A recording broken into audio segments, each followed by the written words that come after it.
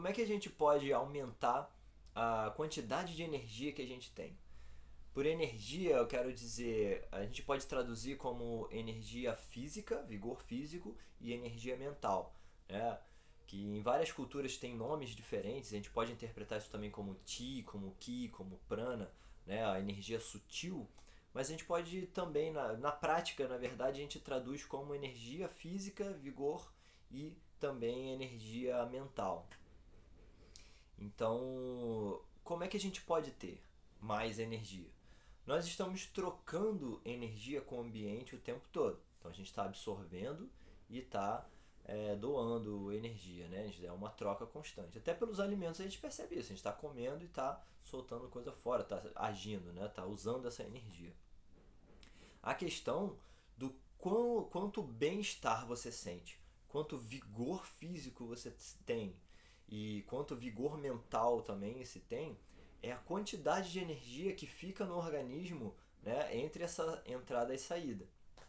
Não é como se a gente fosse um tubo pelo qual a energia só passa direto, né? Ela entra, ela fica um tempo naquele organismo e sai, né? A entrada e saída são constantes, mas existe algo que fica ali por um tempo, né? Como se fosse um lago, digamos assim, né? Chega do rio a água que vai carregar aquele lago para ele crescer, mas pode ter do outro lado uma outra saída daquela água. Então existe um acúmulo, existe uma entrada, uma saída e um acúmulo. O que a gente quer é pensar em como pode acumular mais. Óbvio que a gente não vai trancar todas as saídas, isso é impossível, e só acumular, né? Até porque a gente está vivendo, a gente quer, a gente está aqui para trocar energia com o ambiente de alguma forma, para aprender. Então é importante saber como fazer essa troca de forma eficiente e evitar os desperdícios. Não é evitar usar a energia, é evitar os desperdícios. Como nós levamos um tempo para absorver energia, né? O nosso corpo, o nosso sistema todo, ele leva um tempo para pegar a energia dos alimentos, dos ambientes, da respiração, de exercícios específicos, né? É, é importante que a gente aprenda justamente a tampar os excessos de saída para que haja esse acúmulo. Se a saída está muito grande, às vezes a gente não tem tempo de recarregar e o sistema começa a ficar com uma quantidade menor de energia. A gente vai precisar de um tempo totalmente recluso para que ele volte. Então, qual é a grande questão? Né? Os sábios da antiguidade eles dizem que o caminho, né, do desenvolvimento é a moderação. Então isso tem tudo a ver, né, com a energia.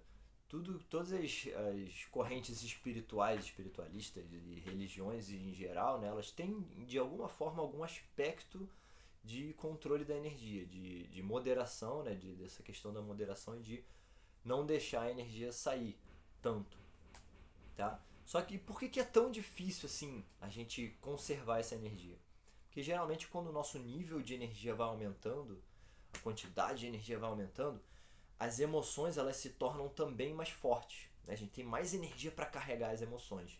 E a emoção de movimento, a emoção é algo que te impulsiona a um tipo de ação. Então a emoção, como ela tem mais energia, ela te impulsiona mais forte para a ação, né, de alguma natureza, seja raiva, seja tristeza, seja alegria, seja paixão, né, ela vai te impulsionar com mais força quando você está com muita energia. Então, nós tendemos a ir atrás dessas emoções e aí a gastar muito, aquela energia que está muito grande, a gente vai tender a gastar ela demais. E aí depleta e depois tem que recarregar de novo. Então, qual é a questão? Primeiro, identificar que existe uma espécie de compulsão, uma espécie de um prazer que é gerado ao gastar essa energia que está em excesso para o que a gente está acostumado, né, para o nosso padrão normal. A gente quer aumentar ela, mas o nosso corpo está em excesso, tem que gastar, bum, né? E esse gasto ele gera um prazer, né? Só que é um prazer que vai depletar a gente. É diferente do bem-estar constante que se sente, né, quando se está com uma boa quantidade de energia. Então, A ideia é, para conseguir cultivar a moderação e cultivar a energia, dar um passo atrás, começar a pensar como um general que lidera um exército, né? E depois, logo em seguida, como um soldado. Então, na verdade, a gente tem que ir mudando de papéis. O que o general faz? Ele se afasta do combate, ele tem uma visão geral do que está acontecendo, do terreno, das forças do oponente, das forças que são aliadas, e ele pensa na estratégia, ele pensa na mudança de clima, ele pensa no tempo envolvido, nos recursos e tudo. Ele para, ele dá aquele tempo para pensar na melhor estratégia, para então depois o soldado ir lá e executar quais foram as ações baseadas na estratégia do general. Então essa é a ideia. A ideia é que nós temos que nos dividir nessas duas funções. Se a gente mescla as duas o tempo todo, a mente fica confusa. Enquanto ela está tentando montar uma estratégia, já tem que lidar com uma coisa e com outra. Então a nossa mente fica dividida, acaba que nenhum dos dois acontecem muito bem.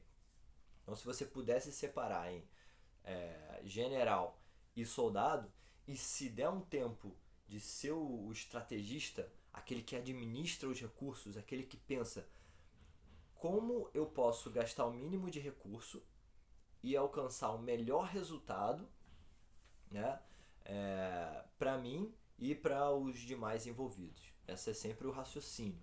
Tá? Como é que eu vou gastar menos energia, como é que eu vou ser pontual naquela ideia de não ser o cara da metralhadora, né? E ser o cara do sniper, né? Ou seja, aquele que para, respira, o alvo é ali, agora, plaft, e acaba com. Chega no objetivo dele, acaba com o alvo que ele estava almejando. Então, essa é a primeira mentalidade, ou seja, quando chegar um momento de agir, né, ao invés de já sair agindo e fazendo tudo, né, da forma como se está acostumado, da forma como as nossas reações já estão enraizadas, e às vezes a gente tem essa questão da nossa educação, né, de quem responde mais rápido é melhor, né? Quem sabe responder, levanta logo a mão, né? Só que isso não te dá tempo de dar um passo para trás. Então a ideia é dar um passo para trás, não só com relação, por exemplo, eu posso planejar minha semana inteira, posso planejar o meu dia, mas ao longo do dia mesmo vão surgir questões, vão surgir vicissitudes, coisas que não estavam planejadas.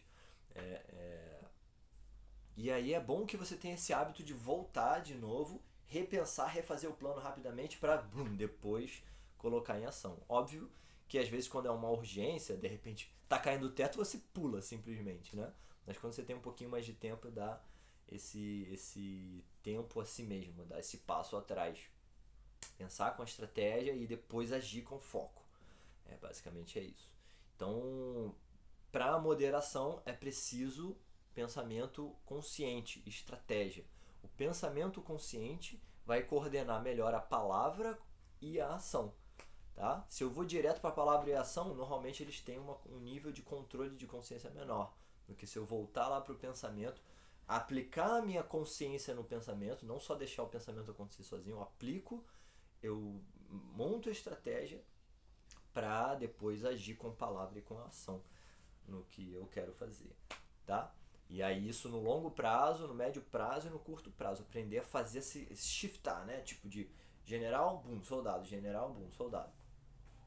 E outra questão que ajuda muito aí com relação a essa compulsão, a esse prazer que é gerado, né, pra gente usar essa energia, né, gastar essa energia e às vezes gastar em excesso, conseguir colocar habilidades como a meditação em prática. Porque às vezes a gente tem até uma boa prática de meditação, medita muito bem, mas quando chega no dia a dia, às vezes é como se fossem duas coisas separadas, né? Então a gente tende a não agir da melhor forma no dia a dia, né? E depois conseguir para a meditação. Então, vou te dar um exemplo. Digamos que a minha meditação seja focar a atenção na borda do nariz, né? E deixar os pensamentos e as outras sensações passarem enquanto eu mantenho meu foco aqui na respiração. No dia a dia, eu posso fazer a mesma coisa. Ao invés de fazer as coisas como normalmente eu faço, quando eu sentir aquela compulsão de caraca, eu tenho que agir, tenho que fazer, eu tô, sei lá, tô atrasado, né? Quando começa a surgir a ansiedade por botar aquela energia para fora, voltar a atenção para o nariz, observar aquela ansiedade, aqueles pensamentos agitados passando, e aí, né, observando eles naturalmente, você já se acalma um pouco, e aí você volta para o estrategista e pensa, não, como é que eu vou fazer isso da melhor forma? Qual é o mais eficiente para mim e para todos os envolvidos? E aí você pode partir para ação. Então fazer essa divisão ajuda muito e ter essa botar a meditação também em prática ajuda muito. Ok? Então fica aí, forte abraço, até a próxima.